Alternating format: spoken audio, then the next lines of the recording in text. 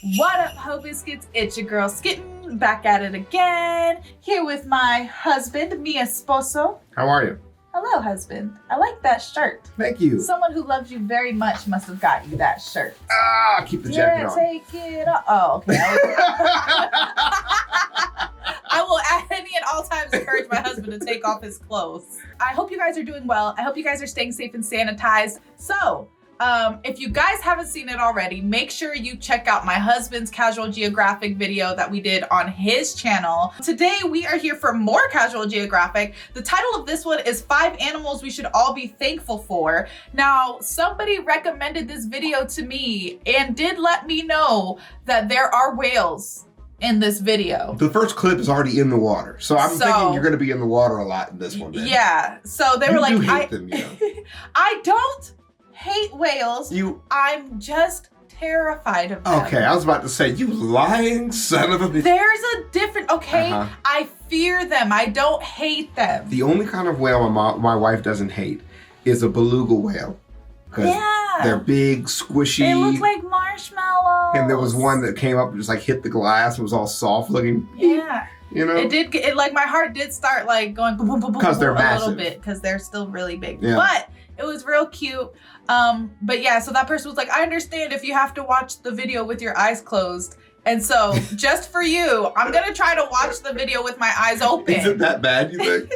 I am excited to see what this video has in store for us. So without further ado, let's go ahead and get started. You're really not. What? Oh! Yeah. Oh! Get back a cell phone! So you might remember a video I made, the 10 most wholesome animals in nature. Yes, Even though I recall. admitted literally in the title that it was biased, I missed one. And I have no other excuse than I just forgot. How dare you? And you'll remember that I've called them the ultimate apex predator, with apex standing for ain't no person pressing them, no exceptions. I'm sorry, I didn't know that existed. Go ahead. No, it's okay. I was just gonna pressing them, no exceptions. It's sick. I was just gonna say that I just had a nightmare about orcas. My wife had a dream one time. She woke up, she's in a cold sweat, right? And she goes, everybody was dead. There was blood everywhere. And I had to save my little brother. And I just laughed. Probably about 30, 35 minutes. Matter of fact, I haven't stopped laughing to this day. What a hilarious thing to have a dream about. Orcas are never going to kill humanity en masse. Not gonna happen. We don't know that. Dude, they're terrifying, really scary. We are land-based, they are not. It's that simple. For now. Yeah, for now. Until they develop engineering. And that's not gonna be anywhere near your lifetime. You don't know that. Anytime an orca starts tearing people apart on land in a dream, just start giggling to yourself. Okay, no, it's always in very plausible situations in my dreams, okay? Because the whole thing was Plausible. that we listen. Yes. Okay, because the whole thing was we weren't on land, okay? We were on big sheets of ice. And you know what big sheets of ice do? First of all, they separate so that they're not connected anymore. And second of all, they tip. So if we would be in like an aquarium and we're all in the water in like the pool, I would think that'd be like human soup to an orca. So if we're in the Arctic with ice, is that like an iced coffee with boba? It's like gazpacho. Yeah, gazpacho. Just kind of think what kind of cuisine it would be if they're going to eat us up. That's absurd. They don't slurp. In my dreams, they would. And they'd have fully formed lips, too. That's ridiculous. You're being ridiculous. It's a dream!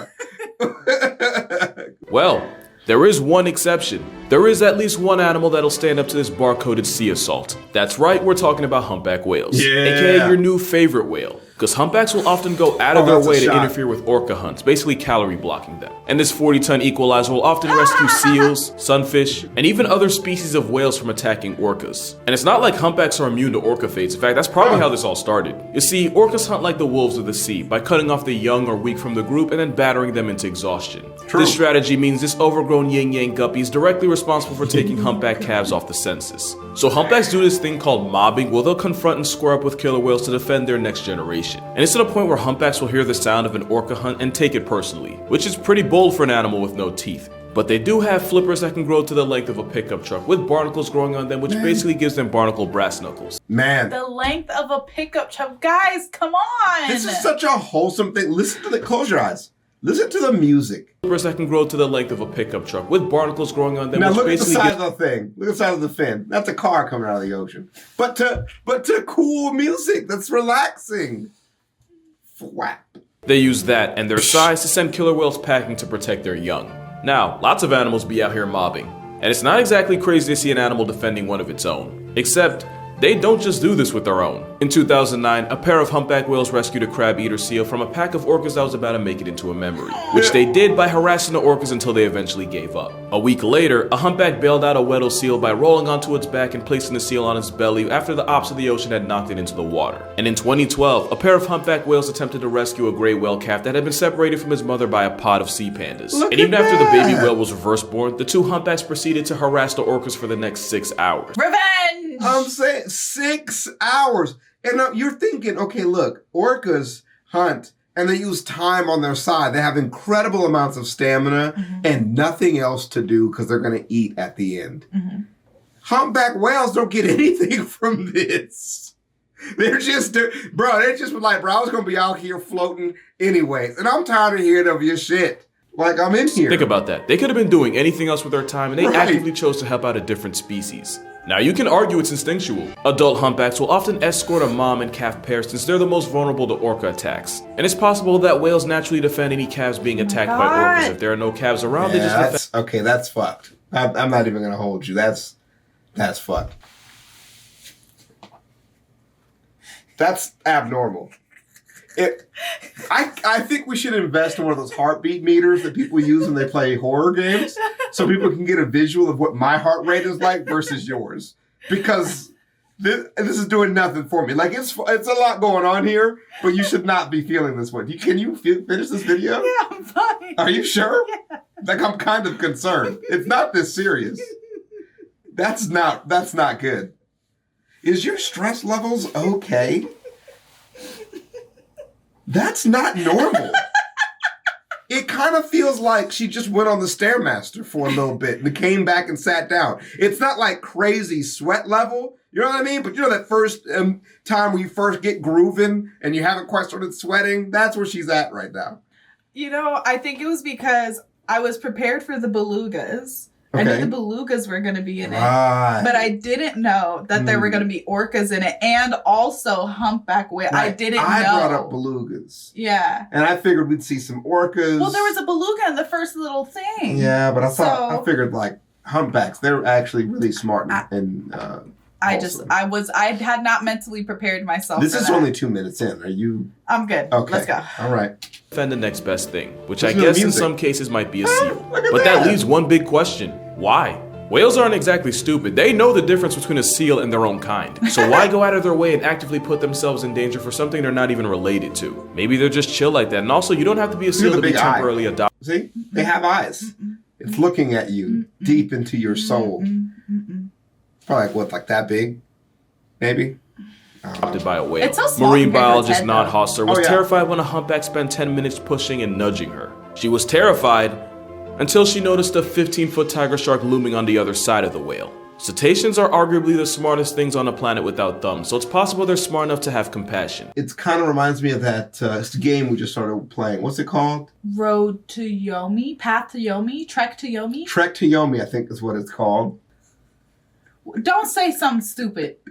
Don't say something. I'm enduring this. Don't say nothing stupid. At a certain point, and this is the very beginning of the game, there's no spoilers, but he comes back to his village and everybody is fucking dying. And all that happens, people are crying about how much death there is. And there's just people screaming. And it takes you like 20 minutes to get to this part of the game, people just crying about all the death. And only one man steps up and do something about it. That's the whale. There's just all around me is death and bodies hanging. Humpback whales in the ocean. People just dying left and right. And they're like, damn. I'm moving forward with this video. I'm just saying, man. No. That's why they do it. They try to see in death. Or they could literally be the orca's biggest hater that refuses to let any sea pandas eat while they're around. Altruistic animal or generational hater, either way the entire ocean should be grateful for the gatekeepers of the sea. They're not the only whales here either, because if Thanos snapped beluga whales into oblivion, the world would be a much darker place. And I'm not just saying that because they're white. Everything about the beluga Look whale how is cute free they are. serotonin. These travel-sized whales are often called the canaries of the sea since they communicate with a series of high-pitched calls. And it sounds nothing like anything that should come from a whale. They're so cute. So cute. They definitely ugly cute because that nigga hideous. Yeah. Yeah. Yeah.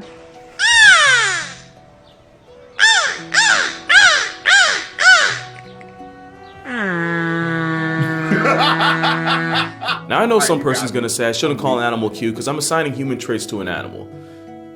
That it's f***ing adorable. Who says that? And so is the fact that belugas often imitate the sound of human voices. There was even a time where Navy divers were working underwater on a whale enclosure. The supervisor would communicate with the divers through an underwater device called a wet phone. Well, one of the divers climbed out and was confused because when he asked who told him to come up, everyone said they hadn't said anything to him. Well, turns out one of the beluga whales named Nosy did. When the supervisor wanted one of the divers to surface, he would just say out. Nosy heard this, memorized it, and mimicked it so well that the diver swore it came from a human until Nosy did it again. And he somehow managed to repeat it several octaves lower than what belugas usually use to communicate. Okay. Yeah, they're that smart. Parrots and ravens can be trained to mimic human speech, but Nosy did it spontaneously and just for the memes. For fun. And it's not just a fluke. Beluga brains are twice the size of a human's with more folds in the area responsible for problem solving. It's how a beluga whale can be smart enough to play fetch with your phone. They're also natural extroverts that can travel in groups of 10s, 20s, and sometimes hundreds. Oh, and of course, there was Lord. that time a beluga whale fell in love with a human. But like in a cute way, not whatever this was. Yeah. Tina was a beluga whale in a South Korean zoo, but when she was first brought in, she had a lot of trouble getting settled in. One of the male zookeepers spent a lot of time with her and went out of his way to pay extra special attention to her. Again, not like this. The result? Tina caught feelings. She would only kiss him. She'd spit water at anyone that she thought got too close to him. And when other keepers tried to get the same love, she would reject them. So basically, Tina became a jealous, clingy girlfriend, and yet we're still talking about a whale here. Basically, who this guy thought he was, this guy actually is. But yeah, belugas are way smarter and way more wholesome than they get credit for. Wait, who's this guy? I'm so sorry. That was such a terrible so picture. sorry. That's an awful picture. I am so sorry. Those look like death orbs. That's like a Death Eater, bro. Like, that's messed up. But anyways, who's that other man he was hating on? I think that's the guy who like made the dolphin like fall in love with him or whatever, fall in love with his wife. Right. I'm not really aware of that story. I've only like heard it. I don't follow it because that's creepy to me. That's gross. Looking mugshots you'll ever see. Okay. Just like orangutans, who are probably the best single mothers you'll find in nature. Orangutans spend their entire lives in the trees. It's actually how they got their name, which translates to man of the forest. This means orangs are hundreds of feet above the possibility of being clapped by a tiger. But it also means that mothers have to eat, sleep, and travel while the next generation literally clings onto them. Every night, Mama Orang will build a bed for her and her baby from scratch using the branches around her. And again, she has to do this while praying gravity doesn't straight up snatch her child. There's no beds that are just left around? You can't just use somebody else's old bed? They probably don't have string to like tie it together. So the wind probably shakes it loose. So it just falls apart? Yeah, they are pretty fat. That's unfortunate. It is. They're not structural engineers, but they are smart. And that's pretty much her life for the foreseeable future. Because orangutans are the biggest mama's boys on the planet that aren't human. They typically spend 6 to 9 years as their mother's shadow, but can easily stay well past a decade. Because being a ginger tree gorilla has a high learning curve, orangs spend all this time learning how to orangutan from their mothers. But sometimes they choose to just not leave at all. And with the cost of rent, who could blame them? And while the sons usually dip out far and wide to start their own lives, the daughters usually stick around close to where their mothers raised them. They'll even visit their mothers every so often and even help out with any younger siblings. That's so but cute. honestly, I wonder if orangutan mothers are like human mothers and they're just like, why aren't you married yet? Oh, just Where nagging are my them. grandkids? You never come see Like, me Mom, this is just why I anymore." come and visit. I don't stick around. Mom, you see my tree over there? Okay, there's plenty of nice young men over there, but none as serious as I would like. If the mom goes and visits like their tree, they're like, oh man, you should clean. Yeah. You should really do better about keeping your place. Why don't you go to the clean." tree next door? It's so luscious over there. You're staying over here. The leaves haven't even come back yet. honestly, the most wholesome thing about them is that this man is still able to walk. Because if Diet Bigfoot would have folded him like a lawn chair, I don't think anyone would have blamed her. Honestly, with orangutans in general, if they really wanted to rock our world, they could probably do damage. Like, you remember the orangutan that figured out how to pick locks and escape his enclosure and use his knowledge to flex on his zookeepers? If Fu Manchu had a malicious bone in his body, he probably would have caught a body. So we should all be thankful that orangutans are like the underachieving genius of the great ape group. Because if Planet of the Apes ever becomes nonfiction, I'm gonna be way more worried about what Maurice might try to pull than whatever power trip Caesar might be on. Orangs would be the ones to discover 4chan and dox anyone they think might be a threat. And if we ever get to that point, going off the grid with a service like NordVPN might be your only option. Because NordVPN creates an encrypted tunnel for your data and protects your identity by hiding your IP address, meaning you can disappear to a place no tech-savvy simian can find you. Speaking of disappear, orangutans are endangered mostly due to habitat loss and poaching. But it's also possible that they've been using NordVPN to connect to one of thousands of different servers across countries all over the world, and that they've been hiding their location as they plot something. Because even though they're typically found in Borneo and Sumatra, with NordVPN, a server 3,000 miles from them would be only a click away. And I do mean click, because with Nord, you don't ever have to feel like you sold your speed for security. Additionally, with NordVPN's threat protection, you can enjoy the internet or plot the downfall of the human race without also having to worry about ads, trackers, and malware. So to get the most out of your streaming service, go to nordvpn.com/casualgeographic to cop a huge discount on a 2-year plan with an additional 4 months free. And with NordVPN, There's a 28-month plan. Not a 2-year plan. For those of you who can't do math, I just did it for you. You're welcome. money back guarantee, it's basically risk-free. Being around the next animal is also risk-free unless... Why did you look like that? You just assault your comment section like that. Like, what did you just... Dumb bitch. Can't do math? Let me help your ass out. Try to use your fingers. I already finished. Because I didn't need my fingers to do it. Your stupid ass was 1, 2, 3, 4. How many months is in a year? You don't even fucking know. But I do. Shit. With the best of intentions. Get your dumb ass out of here and let me finish this video. Like, damn. VPN's money back guarantee, it's basically risk-free. Being around the next animal is also risk-free unless you happen to be allergic to happiness. Because let me tell you, depression here's the Undertaker's theme when this ginger beef pulls up. Cute. Honestly, I didn't know a lot about Highland cows before this. They're here almost entirely because of their looks. They're the oldest registered breed of cattle in the world and they originated from Scotland. But with their ketchup smear haircut, you probably already knew that. If you had the chance to change your fate, would ya? Looking in the... Do it. Let me hear it. Okay, hold on. Let me hear it. I gotta prepare for this. Mm-hmm. If you had the chance to change your fate, would you? Just as good. Y'all need to step up your game. My wife is mid at this. If she matches your output, you need to do better. Sorry, wife. You had to catch a stray there. But I gotta make a point. Cows in general are not very smart, but they are very wholesome. They're not stupid by any means, but they're not very smart. Maybe they just don't mess with human life that much. They're just not interested in people, really. But they are very, very wholesome, very chill animals. They are, as Dr. D once described, one of my friends, she said he looks like he picks things up and puts them down very well. She's a big, dumb idiot. But that's okay. You can look like a big, dumb idiot. You know, as long as you're wholesome. That's fine. The face cow. But let's talk about that hair. That shaggy fur coat means they can eat all the freezing weather the Scottish Highlands have to offer, especially rain and snow. And having buffalo bangs is believed to protect their eyes from pestering flies, while also making them look like the 5th beetle. Even though I literally just said ginger, they come in a lot of flavors, including white, black, silver, red, dun, etc. But the real reason they're here? They're basically the capybara of cattle. And like the capybara, they have no business being this unproblematic. They used to have to deal with dangers like bears, wolves, coyotes. Sorry, okay, I know I've paused this video like a lot, okay? But that baby goat has a smiley face on it. Is it a smiley face or a screaming man? Because this angle looks like... Okay, they have no business being this... Okay, maybe it's not smiley. Yeah, it's not smiling. It's actually sad face, man. It looks like that little... Okay, if you've ever seen SpongeBob, stop talking. There's a really skinny fish that's just like a single... Like basically a spine and like a head in a wheelchair. Okay. And that's what it looks like. Oh my god. Yeah. It's unproblematic. They used to have to deal with dangers like bears, wolves, coyotes, and even mountain lions. And you'd think that they'd use that generational trauma to justify road raging at anything with a pulse. Nah. But the most dangerous thing about them is that if you get their attention too quickly, they might just accidentally clothesline you. But even that's more on you than me. A clear-cut social hierarchy means Highlands rarely have to deal with fights within the group, meaning any violence they cause is strictly an accident. And since their insulating fur helps keep them warm, even in some of the most unforgiving weather, they don't have to compensate by packing extra fat, since that means they don't completely crush the plants under them, and since they're considered light grazers that only eat the tops of grass instead of cutting it all the way down, that means this cow manages to even be a friend to grass. Yeah. It's pretty much a tank with golden retriever software running it. and we should be thankful for them just existing. This last animal is gonna sound random, but once I give you his full backstory, it'll make sense. So let's talk about Pale Male. Nah, not the guy from the movie High School where he had no business showing. Pale Male was a red-tailed hawk that moved to New York City in the early 90s. At first, he tried nesting in a tree, but then got evicted by a neighboring family of crows who I guess wasn't accepting of his kind. So this is supposed to be a video about animals that we're thankful for. Right. And that it's supposed to be like mostly wholesome. Okay. He just showed us a picture of this hawk with another bird's foot hanging out of its mouth. Well, he still gotta eat. That don't make him not wholesome just because he gotta eat. There's so many aesthetic shots of hawks. That wasn't one of them.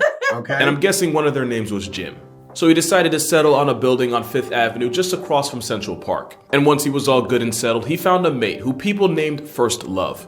They 100% jinxed her because she would become injured and was moved to a raptor rehab center in New Jersey. And evidently PM would rather start all over than move to New Jersey. I'm from New Jersey, I can make those jokes. But while she was gone, he found a new mate, this one a young female named Chocolate. You can just call that an entanglement. The first time parents struggled to bring up their kids, but eventually would successfully raise 3 chicks who would go on to live in a nearby park. And a little while after that, a car would turn Pale Male into a widow after Chocolate collided with it on a New Jersey turnpike. But one could argue that was her fault for being in New Jersey in the first place. But just like that, First Love returned fresh from rehab and lived up to her name after she and Pale Male reunited. And together, First Love and Pale Male raised multiple chicks. That is until First Love became initials on Pale Male's Twitter bio after she ate a poisoned pigeon. And at this point, Pale Male became a playboy who went through multiple partnerships and chicks. We have no way of knowing for sure, but it's believed Pale Male had at least 4 wives and up to 25 children.